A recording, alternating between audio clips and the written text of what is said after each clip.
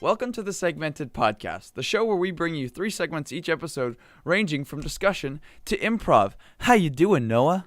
I'm doing well, mainly because we are currently celebrating our 1-year anniversary of this podcast. Woot woot. Oh, boy. Yes, of course. The podcast we have both been doing for a whole year. It's you and me together.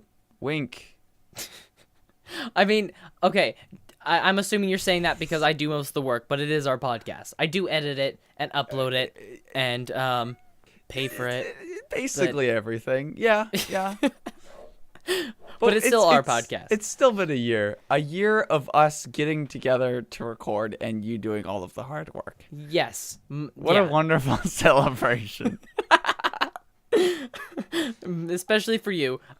So yeah, we've been doing this podcast for 42 episodes, which is also cool because that's a very significant number for those who know about Hitchhiker's Guide to the Galaxy, which 42 is the answer to the ultimate question of life, the universe, and everything according to Hitchhikers. And so to celebrate that and our 1-year anniversary, we're going to do a very special sci-fi based 1-year anniversary deal yes, for this. Of course we are. Yeah. What else did you expect? An Easter special? Come on, no. This is Sci-Fi episode 42. Of course it is. I mean, I've read the book. If our 1-year anniversary for the show decided to be like episode 40, I like how I said decided to be. If it ended up being 45 or something, then we wouldn't have done a sci-fi show. But because it's 42, we just got to do it. That's true. That's true. Speaking of segments in this show, we are going to kick it off with 60-second Improv Story, which is the segment that really started this podcast and really... It really did. Yeah, it was the first segment that we did on the show, so we're gonna do it here. And actually, we're switching it up for season 3. Instead of doing just 1 each, we're gonna do 2, just so it lengthens it out a bit more, and you guys could have more content, which I think we all want, especially when it comes to 60-second Improv Story. And then for segment 2, we're gonna bring it back to some Legit Geek News, which we have done once, and you guys seem to enjoy, at least the geeks out there. And then for segment 3, we will be watching the teleporter frames. So let's just jump into it. Segment 1, 60-second Improv Story. All right, if you haven't been here before, this is segment 1. This is the first segment in the series of 3 segments. Wait, was that not what I was supposed to explain? Sorry. I think usually we explain what the segment is, not the number. 60-second Improv Story. So if you haven't been here before, number 1, that is the number after 0 and before 2. People normally start counting at 1. But in case you've missed it, segment 1, what is it's the math? first segment. Is math a natural system? Okay. Can we do anyway? 60-second Improv Story. Essentially, how it works is the co-host tells a story in 60 seconds using a name, a location, and a nonsense word given by the other co-host, and they have 60 seconds. And we do it. We alternate 4 times. We don't alternate 4 times. We do it 4 times total. We alternate twice. 2 stories from each of us. And also, at the 30-second mark, which the co-host will be keeping track of, they will say boop or some sort of sound that will indicate that they have 30 seconds left and they've made it halfway through their thing. That's just to keep us on track of getting a story out. A lot of the time is that we just spend the whole first 30 seconds establishing character and setting, and then we realize, oh shoot, there actually has to be plot here. So then we just jump right into a plot. So yeah, I'm probably gonna just do that again. All right. You want to go first? I would love to go first. All right. Your name is Zartog. Zartog. That's a first name? Yes. Zartog. Cool. Zartog. Yeah, the location is the planet's core. Oh, sounds pretty hot. And depending on which planet. Actually, it should just be pretty hot. Your nonsense word is schwim. All right, I think I'm ready. All right. Get ready. Get set. Go. Damien Sartog, the man of mystery. Except not mystery, he's the man of the stars. Of the Sartogs. Because if you look at his name, his last name is actually an anagram of Go Star. And people of his ancestors decided to go amongst the stars and go toward the different planets. The year is 14,327. Oh my Space has been explored pretty extensively, although it's still infinitely expanding. So, Sartog was on the planet Formulaeus, and so he made it all the way down to the planet's core. And as we know of, according to the Journey to the Center of the Earth, the planet's core is actually just has a bunch of dinosaurs. So he went down to there and saw a bunch of water, and he started swimming around in all the water and finding deep fish. And he actually found a fish, killed it, and then got eaten by another fish. Inside of the giant fish, he did nothing because I really didn't want to stop you. I was getting excited about him swimming around in the planet's core. Sounds like he's a really good swimmer down there. He's pretty good at swimming. Alrighty, Ben, are you ready for yours? Hit me. The name you have to use is Ray Laser Blast. Your location is the spaceport. All right. And your nonsense word is razor beam. All right. Okay, you have 60 seconds on the clock, starting now. Ray was the coolest guy in the laser gun. That's right. Ray Laser Blast wasn't just named Ray Laser Blast. He was literally a ray of laser inside of a laser blaster. And where was this laser blaster? Well, it was actually rusting and, like, falling apart and decomposing in some trash bin at a spaceport, but nobody cares, 'cause his life is inside of a space blaster. He went to the space blaster pizza place. That's my telephone ringing, said Ray Laser Blast, and he went to pick up the telephone, but it kept ringing for some reason, and so he picked it up. He's like, yo, what's up? And it was his girlfriend making a ringing noise. His girlfriend's name is Razor Beam. She's pretty cool. She's like really sharp though, because Razor. She didn't speak though. She just kept making a telephone noise. Time. Pretty normal for her. Good job saying yes and to your phone ringing. Like, I'm not gonna pick it up. I'm telling a story about Ray Laser Blast. He's gonna pick up some laser chicks and maybe cruise the laser town or something. You know, as you do as a laser. As you do. Oh wow, that was excellent. Okay, I'm ready for my second one. Okay, your name is Pepper. Your location is on a bullet train. A bullet train. And your nonsense word is youpers. A bullet train? On Youpers. A bullet train, yes. Okay. And youpers. Are you ready? I am. And go. Sergeant Pepper, not the one from the Beatles, but something unrelated. He was just a lonely man until one day he found a woman on a bullet train he was trying to rob. He was robbing a bullet train. And the woman's name was Salt. Miss Salt. I mean, actually, her first name is Salt. So her name is Assault Salt. Her parents really didn't like her that much. Anyway, so they fell in love, and they became bandits, because she was also a bandit. Boop. And so, what they decided to do was band together, and once they got off the bullet train, they went and robbed a bank known as Youpers, which stands for You Only Occupy Prison If You Eat Resurrected Sandwiches. The bank. And so the reason that they went and robbed that is because it was easy, but not too easy for Salt and Pepper. Stop. That was bad. Okay, I have to commend you for jumping into the acronym. That takes guts to be like, I have 60 seconds. I'm making an acronym. It was so bad. You only occupy prison. At that point, I would just added a bunch of extra letters. Anyway, All right. Youpers the bank. They robbed it with space guns, which I forgot to mention. By the way, his name was Pepper because of, I think there was a character from Star Fox named Pepper. Or maybe the rabbit. So it was Sci-Fi. Got I it. think the rabbit's name. Hold on, let me check this up. Pepper. Did I? Yeah, General Pepper. Ah. It was like some dog character. Yeah, so like loosely Peppy Hair. No, that's what it is. Okay, cool. All right. Your name is the surgeon. The surgeon? The surgeon, similar to the doctor, but not. The surgeon. Your location is a box that teleports in time and space. Really? And your nonsense word is tachyon. Tachyon. I was really waiting for it to be Dalek backwards. Oh, Khaled. All right. Okay, are you ready? 3, 2, 1, go.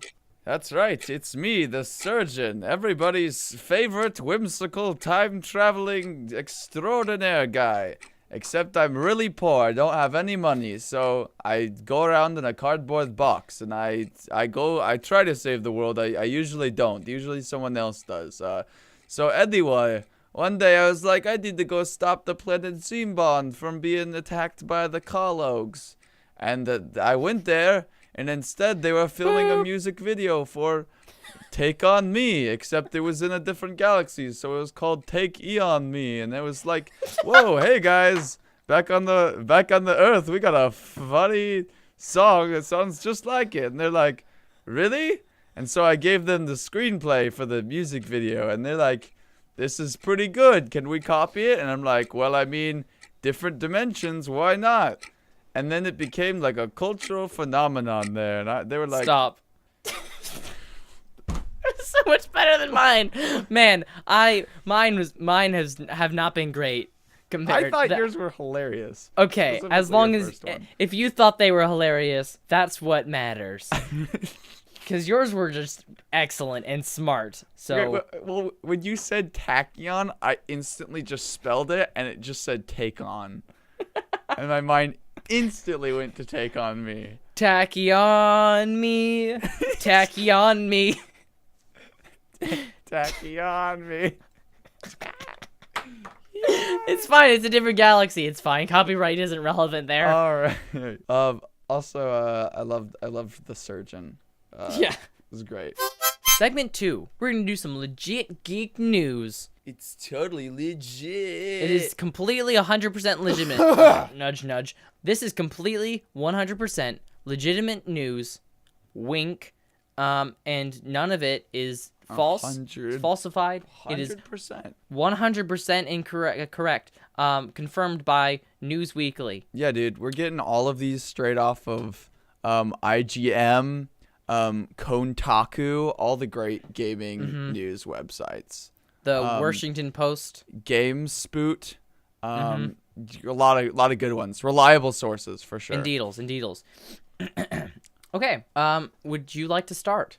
I will. Yesterday, Stanley Kubrick stated that Interstellar isn't canon to the Space Baby universe. In 2001, A Space Odyssey will be getting a new sequel called 2021, A Super Mario Space Odyssey, and will feature Nintendo's iconic Mario, as confirmed by Mr. Miyamoto.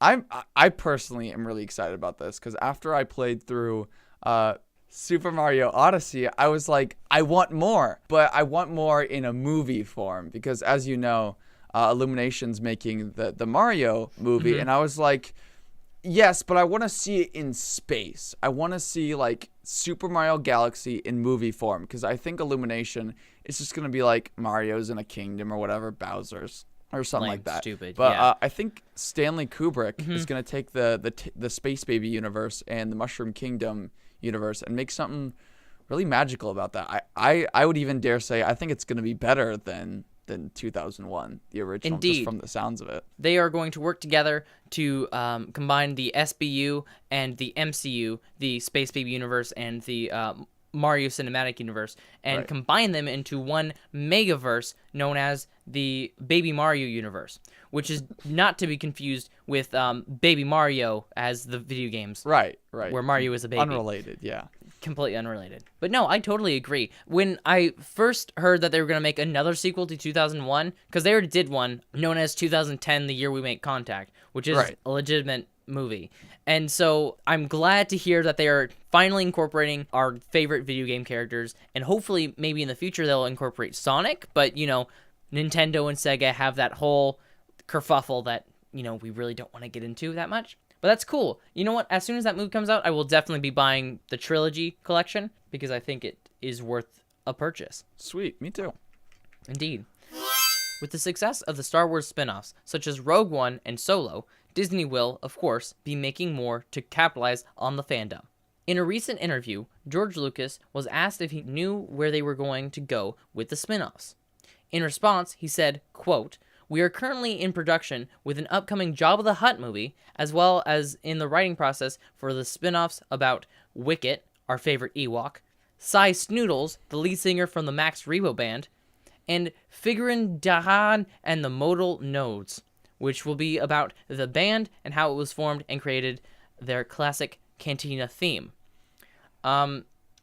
Personally, I'm really excited for the spin-off about the band from the Cantina, which, you know, those weird... Yeah. Yeah.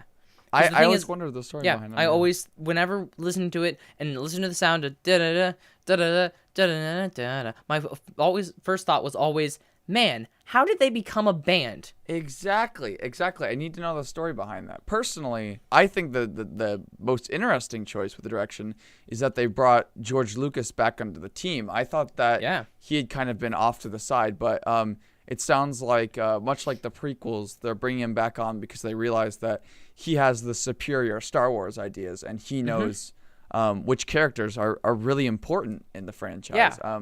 I'm also excited about the Jabba the Hutt movie. I hope to see the origin story and why he enslaves people and then throws them into the Rancor pit, because honestly, there's got to be some issues behind that. Yeah, no, definitely. And the thing is, that one's already in production, so it seems as though that they are already playing it. And I actually heard that they're going to be getting The Rock to play Jabba the Hutt, which I think was a bold choice, but The Rock can do anything, so I bet he will be able to. And by The Rock, I of course mean Dwayne The Rock Johnson. Right. So, yeah, I just think that is a great casting choice, and if anybody could do Jabba the Hutt, he could. So I agree. It would be him to do it. He will be playing a young Jabba the Hutt, and it will follow the story of how he got to where he is. And I'm just excited. I'm really excited, and I can't wait. And along with The Rock being Jabba the Hutt, everyone's favorite character, Bib Fortuna, will be played by Vin Diesel, which Vin Diesel has had plenty of experience in the past with being Groot from Guardians of the Galaxy. So I think that he's really going to be able to pull off the alien vibe that Bib Fortuna is going to have to be portrayed as. I think so too. In other news, Netflix announces that they spoke wrong when they said they were going to reboot Avatar: The Last Airbender in live action.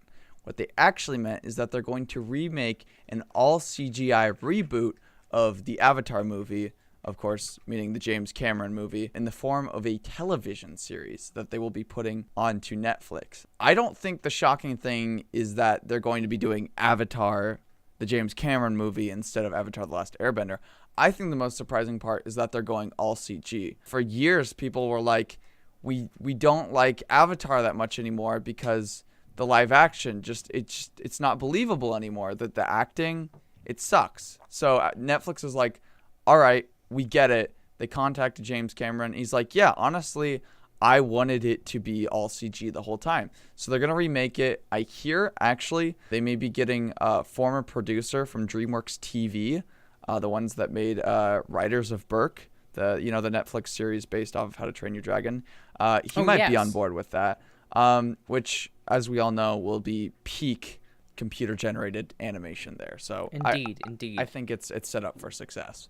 I totally agree. I also heard that they will be introducing new races of Avatar in it, and not just limiting to aliens that are blue, but also green and pink, which I think is a bold move, and I really respect them for doing that. I agree. No, I actually heard that instead of just the Na'vi, the different, the blue people, they're going to have yellow ones and purple ones called Tattle and the Tails.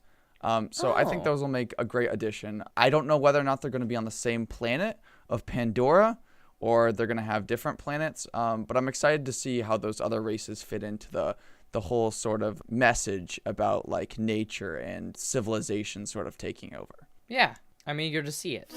With the popularity of Douglas Adams' Hitchhiker's Guide to the Galaxy radio drama from 1978, there will be a 40th anniversary release of the broadcast that is exactly like the original, except for the fact that they add out every mention of the iconic number 42 and replace it with 67. Some fans are outraged for good reason, yet others are thrilled about the progressive nature of this decision. Okay, honestly, I couldn't agree more. I'm very adamant on the whole like number progression movement. I think it makes sense. I think it should have been changed to 67 or even dare I say 68 years ago. Not 68. Ooh. Not 68? No. Mm-mm. I honestly think 68 would be fine. I wouldn't go further. I don't think people are ready for anything beyond that, but I think it's a good movement in the right direction moving towards 67. Not that 42 was a bad number. That's just what worked for the time. And I still think it's a very intriguing, very fascinating radio drama, but times change. And if you want to appeal to the modern audience, you have to change the format, or at least just some of the messages of it. Yeah, no, I agree entirely with everything you just said. So I think it's a good change. Even though that 42 is pretty iconic and has been brought into pop culture, I think that eventually they all knew that it had to be changed to 67. And really, I don't believe that any other number would have suited well. Because the great thing about 42 is the fact that visually it has a lot of angles in the 4 and a lot of curves in the 2. And we get that from the curves in the 6 and the angles in the 7. So I think that 67 is the perfect substitute for 42. And I do believe that with this next generation, they will always learn about 67 being the answer to the ultimate question. So I do believe that it will be best in the long run. Very well said. Very well said. Developers of the game Destiny, Bungie, the company that's developing it, there was a recent leak from one of the top developers saying, yes, Destiny 3 will have raving rabbits in it. And I know there's been a lot of controversy about that after Nintendo, sort of made the tie with Ubisoft, having the Rabbids Kingdom sort of battle game. The Mario franchise, a lot of people have been wondering where are the raving rabbits in all the other games. And it seems like Activision and Bungie have really been the first ones to jump on that and move that to other games. So I'm excited, though I know that Destiny 3 is still going to be quite a few years out. I'm excited for it, and I will probably pre-order it. I completely agree. I think the Raving Rabbids are probably the best addition that any game can have. And even though that there are some amazing games that have beautiful visuals and storytelling, such as like Halo and like Life is Strange, great games, I think that every single game can be improved by Raving Rabbids. So I do believe that with the next installment of Destiny, this is definitely the right direction to go into. So, all right. And finally, this comes from Doctor Who All the Time.gov. Says, the Doctor from the BBC's Doctor Who has been changed into a woman, which many fans are upset about due to the tradition of him always being a man. However, what fans weren't expecting was the Doctor to, in fact, be a robot. In the first episode of Series 11 of Doctor Who, which aired this last week at the release of this episode, it has basically been confirmed by the writers that the Doctor is, in fact, a robot. One quote from that episode, this comes directly from the Doctor, who said, quote, "I may look like a human, but I'm actually a Time Lord, who are an extinct race of aliens, who have the ability to travel through time and space. Also, I'm a robot. Beep, boop. Before she flies off into space using her rocket legs." So that confirms that she is a robot, and with this new change, I think it's really cool. Getting that equality in there for robot kind. So I would agree. I think they've really stepped it up. I think it was one thing for them to make the Doctor a woman, but I was like, I think you can push it some. There's a lot of fans of Doctor Who, and if you just took the extra step of making her a robot, I think really that solves a lot of issues, and I think the franchise is going to be the better for it, especially in 10, 15 years out from now. I definitely agree. I also feel as though robots haven't been represented well enough on the show, usually being villains such as the Cybermen. I just feel like they haven't had the best reputation, and I'm glad that they are finally making the main protagonist a robot. I think it's really good and well representative. So very good choice. Indeed. I agree. So full disclosure, none of the stuff that we said was true at all. So I just want to make sure you guys know that. before you guys get upset or for legal reasons. Because I want rabbits to be in Destiny 3 so bad. I so want 2022 a Mario Space Odyssey or whatever you called it. Yeah. I want that to be a thing. I feel like there might be some sort of like crime happen, or it might be illegal to misquote someone. So George Lucas didn't actually say that. And also, I almost lost it as soon as you said Stanley Kubrick himself said, even though he died in 92, 94. When did... In 1999. Okay, he died in 1999. Well, I already told you, I was this close to making another joke about H.R. Geiger. So Yeah. I feel terrible.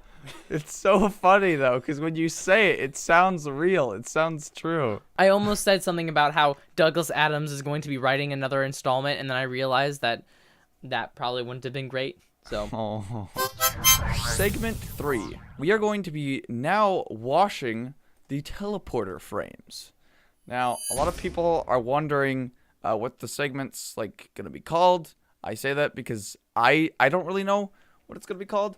But for now, I know what we're doing, and that is washing the teleporter frames. Yes. Hey, hello, Ben. How are you doing? Fine. Noah? Is that... Oh, no, my name is not Noah. I am Nanudo, the psychic. The psychic. I'm here to tell you your fortune. Here, Okay. reach out your hands. Okay. Sure, they're reaching out. I don't know how you can see them or feel Do them. you feel this? No? Concentrate harder. Can you feel me stroking your palms Yes. through the audio? Yes, sure. Let the Yes, I audio can. course through your ears and onto your palms. Can you feel it? Yes, I can feel you yes, feeling my palms. All right. Now close your eyes, children. I'm getting senses of tension and confusion. Tension and confusion. Yes, you Confusion? seem to be tensed about something. Is it Tense. perhaps something about your job My or futures? well, it could be that I'm supposed to be washing the teleporter frames with my friend Noah right about now, but instead I have my eyes closed with my arms just out keep like your an eyes idiot. closed, young one. Okay, Keep okay, them, I'll keep them them closed. closed. Let Nanudo calm your families. Yes. Now, I sense that your goats. You have goats, right? Goats Yes. named of Samilton Samilton. and Georgina. Georgina, how did you know? I am a man of fortune, so Wow. I know all things. I am amazed. Can't you tell by my dreamy voice? I had no idea that you knew so much from your voice. That's Your amazing. Your palms tell me everything. Now, I have some news. Would you like the good news or the bad news first? I suppose the good news. Well, the good news is there's only bad news. That's a shame. Okay, I guess I'll take the bad news then. The bad news is the fact that, unfortunately, you will die in 14.7 years. That's... Hold on, let me do the math. Hold on, that's pretty young, actually. Yes, unfortunately it is. But Can hey. you tell me... Hold on, can you tell me how I die? Oh, that is something you'll have to discover yourself, but it may have to do with your goats. Oh, no. I gotta kill Samilton. Oh, no, don't do that. Don't do No, that. don't do that? No, Samilton is the one that keeps you alive for 18 more years. So I killed the other one. Oh, don't do that. Don't do that. No. Okay. Well, I guess I'll just take really good care of them and be really Yes. nice to them. Do that. Do that. Yes. Okay. But make sure they don't have children. That is what will be your undoing. All right. Goats will not have children.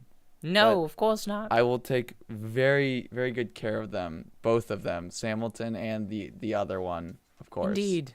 Georgina. Georgina, yes, my beloved goat, Georgina. I can't believe you forgot your own goat's I name. didn't forget. It's fine. It's okay. No, we all have slip-ups sometime. Here, I've been stroking your palms the whole time. Oh. Be comforted. Be comforted by the audio waves. Just. Yes, I feel comfort through the audio. Also, neither of my palms are up. How are you still stroking them? Oh, I have my ways. Do you still feel it? Are you feeling it somehow now, I Mr. still Krabs? do. Yes, I do. Yes, I'm very good. Now, I would like to say one more thing before I Yes? go, Yes, what is it? and it's the fact that I must leave. Oh no. But I'm trying to say something about the goats. Don't let the goats eat the children. Okay. I won't let the ghost eat the children, I guess, whatever that means. Well then. I guess I can do this. Wait. Hold on. Noah? Noah? Hey, oh, Noah. Are hi. you back? Whoa.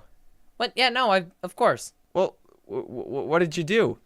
I was having a rather great time down in the well, as usual, playing bingo. Okay, well, good. I was worried we were gonna do a third segment, but there was someone else here. They were named Nanudo, I think. Oh, that's, yeah. Yeah, that sounds right. He was like, it doesn't matter. Yeah, no. Can you It's still weird. do the outro? I mean, we could do a third segment. No, actually, No. I gotta go here in like Okay. 2 minutes. You know what? I think that the fans won't be too upset. No, it'll be fine. No, but it's rather disappointing. But that's Yeah, okay. I think they'll be quite okay with it. That is the end of our show. We hope you did enjoy it. Ben, what did we learn today? We learned that you should not abuse your abilities to travel through time and space to go mess up people's music videos. Indeed. We also learned that Ray Laser Blast is really the coolest laser beam of all time. We also found out that Doctor Who not only is female, but is also a robot. And finally, we learned that in the upcoming Jabba the Hutt film, The Rock will be playing Jabba the Hutt, as well as Vin Diesel playing Bib Fortuna. I'm really excited for that, frankly. I am as well. You can find me on Twitter at Nomich _ and Ben at Tendo. You can email the podcast at segmented.fm@gmail.com and support the podcast on Patreon at patreon.com/segmentedfm, where you can get extra goodies such as outtakes, which there will be a lot from this episode. Last time we had an episode like this, the recording session went for a very long time, and we had a bunch of little offshoots and tangents. And that was like a 10-minute outtakes that was very enjoyable. So there will be a lot for this episode. And you can talk to the hosts, mainly just me, and occasionally, if you're on the line the same time we are, listen to the recording sessions live. But the best way you can support the podcast is to leave a review on iTunes and share it with your friends. That would be rather helpful.